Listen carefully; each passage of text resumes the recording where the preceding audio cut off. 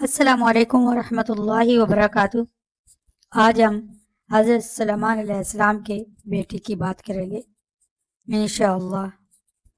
بسم اللہ الرحمن الرحیم۔ اللہ تعالیٰ جب کسی کو پیغمبری اور بادشاہی عطا فرماتا ہے تو اسی آزمائشوں میں بھی ڈالتا ہے۔ حضرت سلیمان علیہ السلام کو بھی اللہ تعالیٰ نے مختلف آزمائشوں میں ڈالا، جن میں آپ ثابت قدم اور کامیاب رہے۔ آپ کی 1000 بیویاں تھیں، لیکن صرف ایک بیوی سے ایک بیٹا پیدا ہوا۔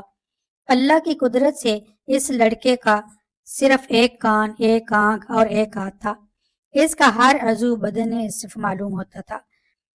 حضرت سلیمان علیہ السلام نے بڑے دکھ کے ساتھ اللہ تعالیٰ سے اس کی صحت اور تحمیل بدن کی دعا کی۔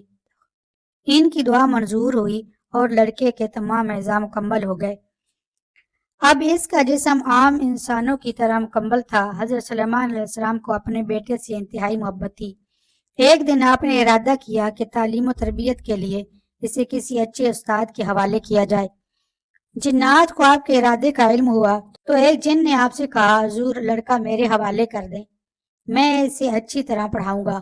آپ نے اپنے بیٹے کو اس جن کے حوالے کر دیا، لیکن اللہ تعالیٰ کو ان کا یہ فیصلہ پسند نہ آیا اور ملک الموت کو حکم ہوا کہ لڑکے کو مار کر سلیمان علیہ السلام کے تخت پر ڈال۔ چنانچہ ایسا ہی ہوا۔ حضرت سلیمان علیہ السلام کو بیٹے کے مرنے کا بہت دکھ ہوا، لیکن اسے اللہ کی رضا مان کر آپ نے صبر کیا۔ انا للہ و انا الیہ راجعون۔ اللہ رب العزت ہمیں بھی صبر کرنے کی توفیق عطا فرمائے، آمین یا رب العالمین۔